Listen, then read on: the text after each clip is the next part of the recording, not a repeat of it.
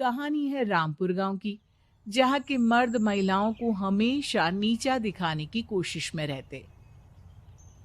अरे अभी तक खाना नहीं आया। क्या मुझे एक और शादी करने की जरूरत है? नहीं जी नहीं, ऐसा मत करना, वरना मैं कहाँ जाऊंगी। खाना लेकर मैं अभी आई जी। गांव की पंचायत में भी फैसले हमेशा औरतों के खिलाफ ही रहते। मैं जो फैसला सुनाता हूँ वो भगवान की आज्ञा होती है। इस लड़के ने अपने मन से शादी करके अच्छा नहीं किया। लड़के को घर भेज दो और इसकी शादी इसकी जाति की किसी लड़के से करवा दो। लेकिन ये लड़की, इसे तो गांव के बाहर निकाल दो। नहीं नहीं जमींदार साहब, ये क्या बोल रहे हैं? ऐसा नहीं हो सकता। मेरी बेटी मासूम है, इसे अच्छे बुरे की समझ नहीं है। अरे कहाँ जाएगी ये बेचारी? कहाँ जाएगी? इतनी चिंता है तो पूरे परिवार का गांव निकाला कर देते हैं। बेचारे पूरे बसे बसाए परिवार को गांव छोड़ना पड़ता है। चाहे जो हो, अगर बेटियों को कंट्रोल नहीं कर सकते तो गांव में रहने का कोई मतलब नहीं है। यहाँ औरतों को दब कर रहना होगा। कोई भी अपने हिसाब से कुछ नहीं कर सकता। सब ईश्वर की मर्जी से ही होगा। तभी गांव का एक आदमी दौड़ा दौड़ा आता है। सरपंच साहब, जमींदार साहब, वो कालिया है ना, उसकी बेटी पढ़ने के लिए शहर जा रही है। अच्छा, ये कब हो गया? और कालिया की हिम्मत कैसे हो गई ऐसा करने की? लेकर आओ उसे और उसकी बेटी को। बस फिर क्या था, हाजिर हो जाते हैं कालिया और उसकी बेटी सरपंच के सामने। और कालिया, ये क्या सुनने में आ रहा है? बेटी को इंजीनियर बना रहा है तू? और ये बता, गांव में तो स्कूल नहीं है, फिर कहां से इतनी क्लास पास कर गई तेरी बेटी? राधा, जो कि कालिया की बेटी है, उसे लगता है कि सरपंच उसकी तारीफ कर रहे हैं। सरपंच जी, मैंने ऑनलाइन पढ़ाई की है, डिस्टेंस लर्निंग से। सभी में मैंने अच्छे नंबर पाए हैं, जिसे देखते हुए शहर की इंजीनियरिंग कॉलेज में मुझे स्कॉलरशिप मिली है। वाह जी वाह, क्या होती है ये? पहले तो ये बताओ, फिर आगे की बात करते हैं। पूरा गांव राधा की बात सुन रहा था और राधा बोलती जा रही थी। तो ऐसे मैं फ्री में एक अच्छी शिक्षा लेकर गांव में जो कुछ परेशानियां हैं, जैसे बिजली, पानी और इंटरनेट जैसी समस्याओं के लिए काम करूंगी। मैं गांव को शहर से जोड़ने के लिए पुल का निर्माण करवाने का प्रस्ताव रखूंगी। मुझे पूरी उम्मीद है कि जल्द ही हमारा गांव भी तरक्की की राह पर चल पड़ेगा। राधा की बात सुनकर सारे गांव वाले ताली बजाने लगते हैं। सरपंच को समझ नहीं आता कि वो क्या करे। चुप रह नादान लड़की। गांव के खिलाफ जाने के लिए तुझे गांव से बेदखल कर दिया जाएगा, वो भी पूरे परिवार के साथ। और हाँ, अगर ठीक से गांव में रहना चाहती है तो ये पढ़ाई लिखाई छोड़ दे। हम तेरे लिए गांव का कोई होनहार लड़का देखेंगे। तभी गांव का एक आदमी बोल पड़ता है। अरे नहीं नहीं सरपंच जी, राधा बिटिया जो बता रही है, अगर वैसा हो जाए तो हम लोगों को पैसा कमाने के लिए बाहर नहीं जाना पड़ेगा। हाँ जी, और ना ही कोसों दूर पानी के लिए भटकना पड़ेगा। हमारे बच्चे भी अच्छी पढ़ाई कर सकेंगे और आगे बढ़ेंगे, ना कि हमारी तरह खेती करते बैठेंगे। क्यों गांव वालों, राधा बिटिया का साथ देना चाहिए ना।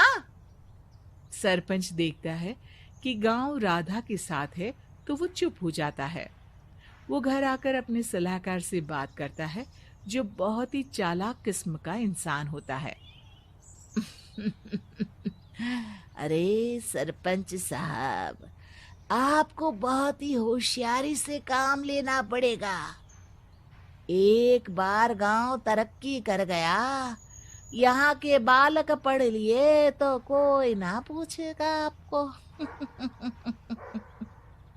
और फिर ये जो बेटा और बेटी है ना आपके, इनको भी आम लोगों की तरह ही जीवन जीना होगा। हाँ, लेकिन करे तो क्या करे? वो ना आप मुझ पर छोड़ दीजिए, बस मैं जैसा बोलूं करते जाइए। अगले रोज सुबह जब गांव वाले सोकर उठते हैं तो राधा के घर के बाहर और साथ ही वो लोग जिन्होंने राधा का सपोर्ट किया था उनके घर के आगे लाल रंग से कल आऊंगी लिखा होता है। कल आऊंगी, ये क्या होता है? अरे यह तो खून से लिखा है, लगता है कोई भूत प्रेत या चुड़ैल का साया है। चलो सरपंच जी के पास चलते हैं। सभी सरपंच के पास जाकर उसे सारी बात बताते हैं। अरे ये तो बड़ी मुश्किल की बात है। चलो, मैं एक बाबा को जानता हूँ, उन्हें बुला लेता हूँ। सरपंच बाबा को लेकर गांव के घर के बाहर जाता है।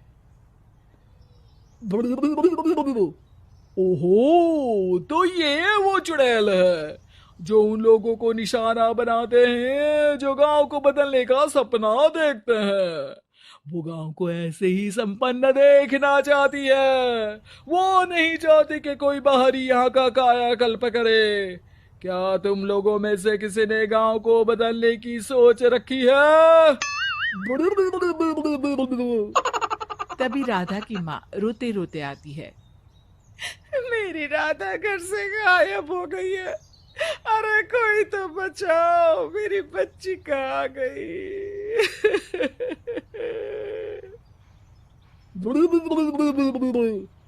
ले गई वो चुड़ैल, तेरी बच्ची को ले गई। अब वो उसे श्रापित करके छोड़ेगी, उस पर चुड़ैल का साया हो जाएगा। तभी बुरी सी हालत में राधा भी वहां आ जाती है। उसके बाल चुड़ैल की तरह फैले होते हैं और कपड़ों में खून लगा होता है। सभी राधा को देखकर डर जाते हैं। माँ, पता नहीं मुझे कौन उठा कर ले गया था। अरे दूर दूर हो जा चुड़ैल, अब हम लोग इस गांव में नहीं रुकेंगे। अरे कैसे बातें कर रहे हैं आप? कल तो आप मेरे भरोसे गांव का हुलिया बदलने, अपने बच्चों को पढ़ाने और तरक्की उन्नति की बात कर रहे थे, तो आज क्या हो गया आपको? ये फिर तुम लोगों को बहकाएगी। ये चुड़ैल गांव में आ चुकी है, ऐसे ही ये तुम्हारे घर के बच्चों को भी ले जाएगी। गांव वाले राधा को गांव से बाहर निकाल देते हैं। उसके माँ बाप रोते रहते हैं लेकिन गांव वाले नहीं मानते। मैं भी अपनी बहन के साथ गांव के बाहर रहूंगा, लेकिन वो पढ़ाई नहीं छोड़ेगी। वहीं सरपंच के घर पर सलाहकार कहता है। देखा, सांप भी मर गया और लाठी भी नहीं टूटी। लेकिन अगले ही दिन सरपंच के घर के बाहर भी वही शब्द लिखे होते हैं और फिर सरपंच की बीवी कहती है, हमारी बेटी को किसी ने अगवा कर लिया है। तभी राधा का भाई वहां आ जाता है। अरे गांव वालों, मैंने सरपंच जी की बेटी को देखा था, वो चुड़ैल उसे उठाकर ले जा रही थी। अरे क्या मजाक कर रहे हो? नहीं नहीं सरपंच जी, आप नहीं जानते, वो चुड़ैल अब आपकी बेटी में आ जाएगी, जैसे राधा के अंदर आ गई थी। तभी सरपंच की बेटी वैसी ही हालत में वहां आती है जैसे राधा आई थी। पापा, पता नहीं कैसे मैं गायब हो गई थी। चुड़ैल, इसके अंदर भी चुड़ैल का साया है, मारो इसे। अरे नहीं नहीं, इसे भी राधा के पास गांव के बाहर ही भेज दो। अरे चुप रहो, मेरी बेटी कहीं नहीं जाएगी और चुड़ैल वुड़ैल कुछ नहीं होता है। अरे कैसे बात कर रहे हो सरपंच जी? आप तो बोल रहे थे कि आपका फैसला भगवान का ज्ञान होता है, तो अपने पर बात आई तो अब आप ऐसे बोल रहे हैं। अरे ना ना ना, आपको अपनी बेटी को त्यागना ही होगा। अरे बुलाओ बाबा को।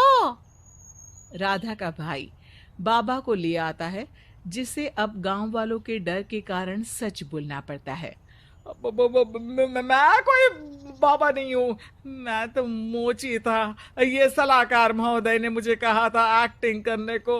अब वो मुझे पैसे देने वाले हैं। अब मुझे माफ कर दो।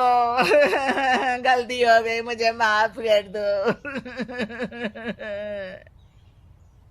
तभी वहां राधा आ जाती है। देखा सरपंच जी, जब गांव के बच्चे साक्षर होंगे तो आप जैसे लोगों की चालाकी नहीं चलेगी। मीरपुर नाम के शहर में तेजस अपनी पत्नी नीरू के साथ रहता था। पति पत्नी दोनों ही नौकरी करते